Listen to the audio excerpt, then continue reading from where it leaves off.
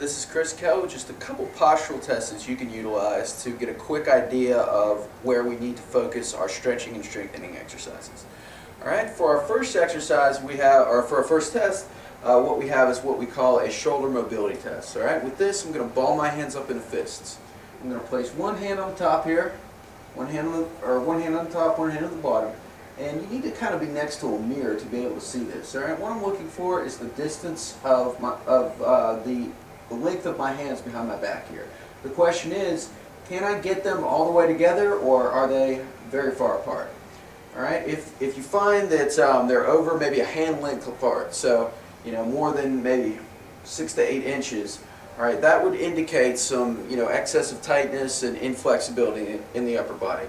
I also want you to compare sides from one to the other side. So looking at the left and the right side, you would score the top hand here, okay, and I just want you to get them as close together as you can. Don't try to walk them together after that, and just kind of compare whether or not you have an asymmetry from right to left. If so, you want to place more, you want to give more work and stretching to the more inflexible side. So if my left side was there was more of a distance versus my right side, then I want to concentrate more stretching on that side.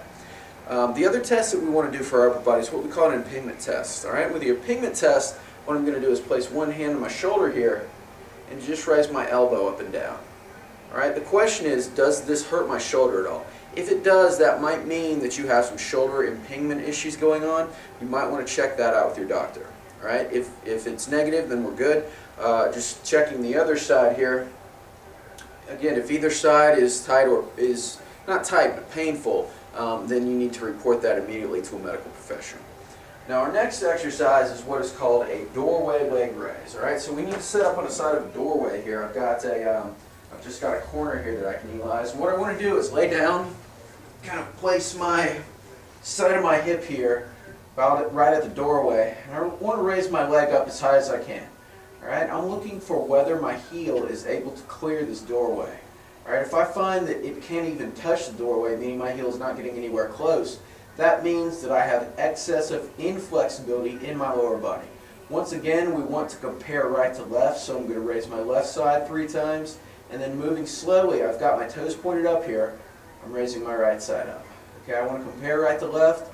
If one clears the door and the other does not, I want to focus my stretching efforts on the inflexible side. Alright, for our last test, we've got what is called a rock back test. Alright, for the rock back test, I'm just going to come onto all fours here. I'm rocking back on my heels and rocking forward. Alright, what I'm looking for here is whether or not I feel pain on the way back, or if I feel pain on the way forward. If you're feeling pain on the way back, that might indicate that we have what is called pain inflection. So anything like bending over, squatting, those are things that are eliciting your pain. You want to stay away from movements like that in exercise. All right, so double leg squatting, deadlifting, those might not be the best choices for exercises. In that case, you would want to prioritize single leg exercises like step ups, split squats, that sort of thing. If I feel pain on the rock forward, that means that I have extension-based back pain. So in that case, I would want to stay away from things like glute bridges, which would be this, or push-ups that cause my back to arch excessively, really anything, or overhead pressing.